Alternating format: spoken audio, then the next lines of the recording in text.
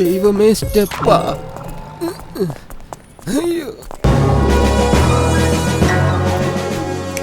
അല്ല mic okay sir. എല്ലാവരോടും എനിക്കൊന്നേ പറയാനുള്ളൂ, ഇതൊരു മഹാസംഭവമാണ്. 3.5 കോടി ജനങ്ങളിൽ എത്ര പേർ കേണലാവുന്നുണ്ട്?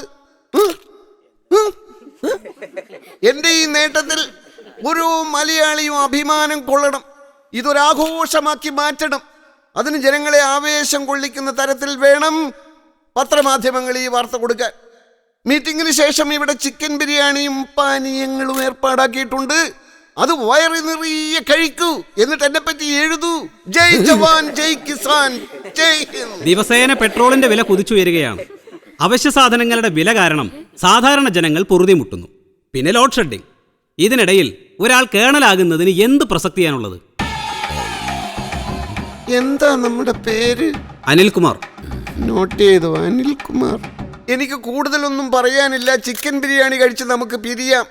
താങ്കൾ വിളിച്ചു വരുത്തിയിട്ടാ ഞങ്ങൾ ഇവിടെ വന്നത്. ചിക്കൻ ബിരിയാണി തിന്നാനുള്ള കാശൊക്കെ ഞങ്ങളുടെ കയ്യിൽ തന്നെ ഉണ്ട്. 1-2 കാര്യങ്ങൾ ചോദിക്കാനുണ്ട്. പെട്ടെന്ന് ചോദിക്കൂ. പദവികൾ പലതും നിങ്ങൾ മേടിച്ചെടുത്തിട്ടുണ്ട്. പത്മശ്രീ, ഡോക്ടർ, അങ്ങനെ പലതും. ഈ പദവികളുടെയൊക്കെ അന്തസ്സിന് ചേർന്ന സിനിമകളും കഥാപാത്രങ്ങളുമാണോ നിങ്ങളിപ്പോ ചെയ്തുകൊണ്ടിരിക്കുന്നത്? പദവി വേറെ, സിനിമ വേറെ. സിനിമയിലൂടെയാണല്ലോ പദവികൾ അടിച്ചെടുത്തത്. കുറച്ചുകൂടെ മാന്യതയോടെ സംസാരിക്കണം. ഞാനൊരു സെലിബ്രിറ്റിയാണ്, അത് ഓർമ്മ വേണം. ഈയിടെ വെക്കട വെടി എന്നൊരു കോടാലിപ്പടം ഇറങ്ങില്ലോ. അതുപോലുള്ള ചവറ സിനിമകളിൽ അഭിനയിക്കുന്നതിന് മുമ്പ് ഈ പദവികളെല്ലാം മടക്കി നൽകുക വേണ്ടത്. ഇത് വടി കൊടുത്ത് അടി വാങ്ങുന്ന പരിപാടിയാണല്ലോ ബാബു. അപ്പോ ചിക്കൻ ബിരിയാണി. വയസ്സനായ താങ്കൾക്ക് 12ഉം 13ഉം വയസ്സുള്ള പെൺകുട്ടികളുടെ നായകനായിട്ട് അഭിനയിക്കുമ്പോ നാണം തോന്നാറില്ലേ? ഞാൻ വയസ്സനാണെന്ന് പറയാൻ നീയാണോ എനിക്ക് ജനന സർട്ടിഫിക്കറ്റ് തന്നത്? 10 രൂപ ഒരു വെള്ളക്കടലാസ് ഉണ്ടെങ്കിൽ വിവരാവകാശ നിയമപ്രകാരം ആർക്കും എന്തും അറിയാൻ കഴിയും. താങ്കളുടെ പ്രീ ഡിഗ്രി മാർക്ക് ലിസ്റ്റിന്റെ കോപ്പി എന്റെ കയ്യിലുണ്ട്. ഡേറ്റ് ഓഫ് ബർത്തും ഉണ്ട്. എന്താ കാണണോ? ദുബായിൽ +2 പഠിച്ച എന്റെ പ്രീ ഡിഗ്രി മാർക്ക് ലിസ്റ്റ് ഇവിടുന്ന് കിട്ടിയെന്ന്. അയ്യോ കഷ്ടം. ഈയിടെ ഒരു പ്രധാനപ്പെട്ട സാംസ്കാരിക നായകൻ താങ്കളുടെ സിനിമകളെയും വേഷങ്ങളെയും ഒരുപാട് പരിഹസിച്ചല്ലോ. അപ്പൊ എന്തു തോന്നി? ഞാൻ ചിരിച്ചുപോയി. അങ്ങേർക്ക് മതിഭ്രമമല്ലേ, മതിഭ്രമം. പിന്നീട് അദ്ദേഹം വിളിച്ച് എന്നോട് മാപ്പ് പറഞ്ഞല്ലോ. അതൊരു ബ്ലാക്ക് ഹ്യൂമർ ആയിട്ട് കരുതിയാൽ മതി എന്ന് പ്രത്യേകം പറഞ്ഞു. ബ്ലാക്ക് ഹ്യൂമറോ? അതെന്തോന്ന് സാധനം? അത് ഈ ബ്ലാക്ക് ഹ്യൂമർ എന്ന് പറഞ്ഞാൽ ഈ ആഫ്രിക്കയിലാണല്ലോ ഈ ബ്ലാക്ക് ഹ്യൂമർ ആദ്യമായി പൊട്ടി പുറപ്പെട്ടത്. അവിടെ മുഴുവൻ കറുത്ത വർഗക്കാരാണല്ലോ. അതുകൊണ്ടാ ബ്ലാക്ക് ഹ്യൂമർ എന്നുള്ള പേര് വന്നത്. രജനീകാന്തിന്റെ പടങ്ങളിലുള്ള ഷോട്ടുകൾ വരെ അതേപടി നിങ്ങളുടെ പടങ്ങളിലും കാണാം. മറ്റൊരു രജനീകാന്ത് ആവാനുള്ള ശ്രമമാണോ? എനിക്ക് ഞാനായാ മതി. എന്റെ പടങ്ങളുടെ DVD മുഴുവൻ 10-50 തവണ രജനീകാന്ത് വീട്ടിലിരുന്ന് കാണുന്നുണ്ടെന്നാണ് ഞാൻ അറിഞ്ഞത്. അങ്ങേര് എന്നെയാണ് അനുകരിക്കുന്നത്. മലയാള സിനിമയുടെ നിലവാരം ഇത്രയേറെ അധപ്പതിക്കാൻ കാരണം നിങ്ങളെപ്പോലുള്ളവരുടെ താരാധിപത്യ പ്രവണതയാണ്. ചൊൽപ്പടിക്ക് നിൽക്കുന്ന ഏറാൻ മൂളികളെ പിടിച്ച് നിങ്ങൾ സംവിധായകരാക്കും. എന്നിട്ട് പഴഞ്ചൻ ഫോർമുലകൾ ആവർത്തിച്ചുകൊണ്ടേയിരിക്കും. സൽഗുണസമ്പന്നനായ 50 പേരെ ഇടിച്ചു തോൽപ്പിക്കുന്ന, പാട്ടും കൂത്തും ഇടിയും തൊഴിയുമായി നടക്കുന്ന നിങ്ങളെപ്പോലുള്ള പീറ നായകന്മാർ മലയാള സിനിമയെ തോലച്ചു. നിർത്തണോ?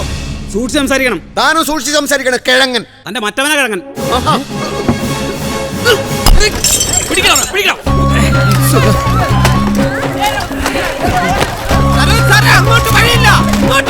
എന്നെ തുടരുത്. ഞാൻ പത്മശ്രീയാണ്, ഞാൻ ഡോക്ടറാണ്.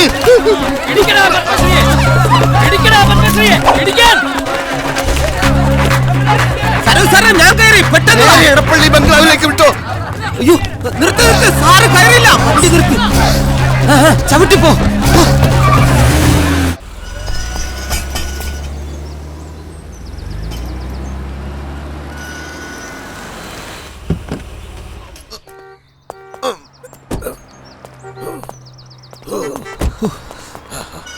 സാറിന് ഇത്രയും സ്പീഡിൽ ഓടാൻ കഴിവുണ്ടെന്ന് എനിക്കറിയില്ലായിരുന്നു. താൻ എന്ത് പണിയാടോ കാണിച്ചത്? ഒരു അപകടം വന്നപ്പോ എന്നെ രക്ഷിക്കാതെ ആദ്യം താനം ഓടിയല്ലേ? ആശുപത്രി കിടക്കുന്ന നേരിട്ട് എഴുന്നേറ്റ് വന്നവനാ ഞാൻ. എന്നാലും സിനിമയില് 10-20 വില്ലന്മാര് സാറ് പുല്ല് പോലെ ഇടിച്ചിടുന്നത് കണ്ടിട്ടാ ഞാൻ സാറിന്റെ ഫാനായത്. അതുപോലെ സാർ അവന്മാരെ ഇടിച്ചോളൂ എന്ന് ഞാൻ വിചാരിച്ചു. സിനിമയാണോ ജീവിതം? അല്ലാന്ന് ഇന്നെനിക്ക് മനസ്സിലായി. അല്ലെങ്കിലും പണക്കാരെയും ഫേമസ് ആയവരെയും ബഹുമാനിക്കാൻ ഈ മലയാളി കിഴങ്ങന്മാർക്ക് അറിയില്ലല്ലോ. ശരിയാ സാറേ. എത്ര കൂളായിട്ടാ അവൻ സാറിനെ കിഴങ്ങാന്ന് വിളിച്ചു കളഞ്ഞത്. കുറെ ബിരിയാണിയും വെള്ളത്തിലായി. പക്ഷെ സാറിന്റെ ഏറ് കൃത്യമായിട്ട് അവന് കൊണ്ടു. അയ്യോ, ഞാൻ ചെന്നൈയിൽ തന്നെ സ്ഥിരമായി താമസിക്കുന്നത് എന്തുകൊണ്ടാന്നാ തന്റെ വിചാരം? എന്തുകൊണ്ടാ സാറേ? ഈ തമിഴന്മാർക്ക് പണക്കാരെ ബഹുമാനിക്കാൻ അറിയാം. നമ്മൾ ഇത്തിരി തൈർസാദം വാങ്ങിച്ചു കൊടുത്താൽ ആജീവനാന്തം അവർ ആ കൂറ് കാണിക്കും. 1 കിലോ അരി വാങ്ങിച്ചു കൊടുത്താൽ അവൻ നമുക്ക് വോട്ട് ചെയ്യും. ഇവിടെ ഉള്ളവന്മാർക്ക് ഒരു ഫുൾ ബോട്ടിൽ ബ്രാൻഡിയും 5000 രൂപയും കൊടുത്താൽ അത് വാങ്ങിച്ചടിച്ചിട്ട് എതിർ സ്ഥാനാർത്ഥിക്ക് വോട്ട് ചെയ്യും. അങ്ങനെ അടച്ചു പറയരുത് സാർ.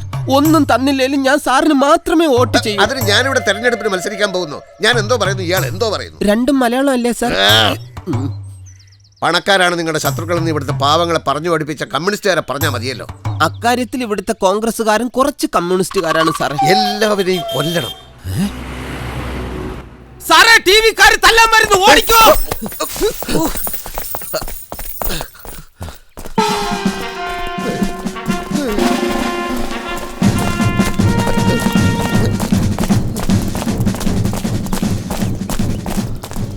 എന്തുപറ്റി സാറേ?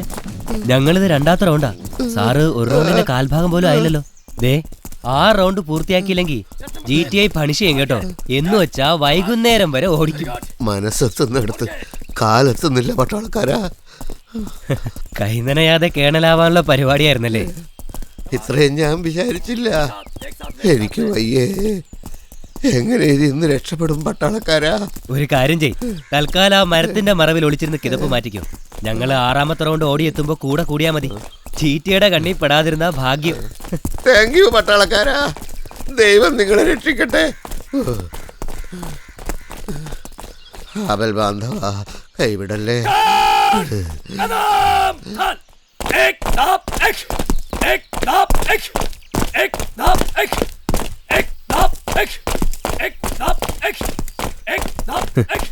സാറേ, ഓട്ടത്തിൽ നിന്ന് രക്ഷപ്പെട്ടു. ഇതിപ്പോ GTA തൊട്ടടുത്തുണ്ട്. ശ്രദ്ധിച്ച് കേൾക്കണം. മാർച്ച് ചെയ്തുകൊണ്ടിരിക്കുമ്പോ ഇൻസ്ട്രക്ഷൻസ് തരും. ബായമുട്ട് എന്ന് പറഞ്ഞാൽ ഇടത്തോട്ട് നടക്കണം. ദഹിനേമുട്ട് എന്ന് പറഞ്ഞാൽ ദഹനക്കേടല്ല, ദഹിനേമുട്ട് എന്ന് പറഞ്ഞാൽ വലത്തോട്ട് നടക്കണം. പീച്ചേമുട്ട് പിറകിലേക്ക്. ഏത് മൂഡ് ആദ്യം പറയും? അതെനിക്കെങ്ങനെ അറിയാം? ശ്രദ്ധിക്ക്. ബായെ ഇടത്തോട്ട്, ദഹിനെ വലത്തോട്ട്. ഓക്കെ?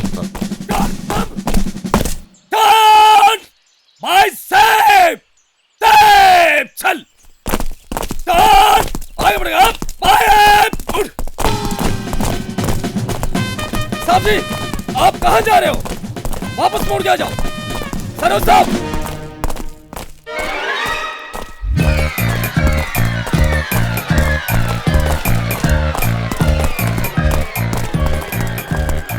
ये उल्लू लोग कहाँ से निकल के आ रहे हो? സാർ എന്തിനാ ഈ വേണ്ടാത്ത പണിക്ക് ഇറങ്ങി പുറപ്പെട്ടത്? സിനിമയിൽ അഭിനയിച്ചാ പോരെ? ഇത്രയും ദുരാഗ്രഹങ്ങൾ മനുഷ്യന് പാടുണ്ടോ?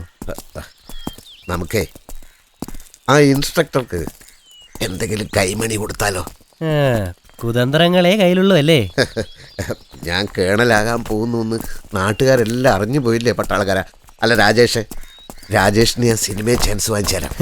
ദേ, പിന്നെയും കൈക്കൂലി. സോറി സാറേ, ശ്രദ്ധിച്ച് കേൾക്കുകയാണെങ്കിൽ നാളത്തെ സെറിമോണിയൽ പരേഡ് എങ്ങനെയാണെന്ന് ഞാൻ കാണിച്ചു തരാം. ഫുൾ ഡ്രസ്സിൽ നമ്മൾ മാർച്ച് ചെയ്ത് മുന്നോട്ട് നടക്കും. സാർ ഏറ്റവും മുമ്പിൽ വേദിയിൽ സുപ്പീരിയർ ഓഫീസർ സല്യൂട്ട് സ്വീകരിക്കാൻ നിൽപ്പുണ്ടാവും. ഇൻസ്ട്രക്ഷൻ കിട്ടിയാൽ വലത്തോട്ട് തലചരിച്ച് സല്യൂട്ട് ചെയ്യണം. കാണിക്കാം.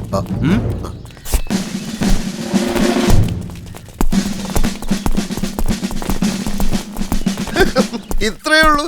ഇത് ഈസി അല്ലേ?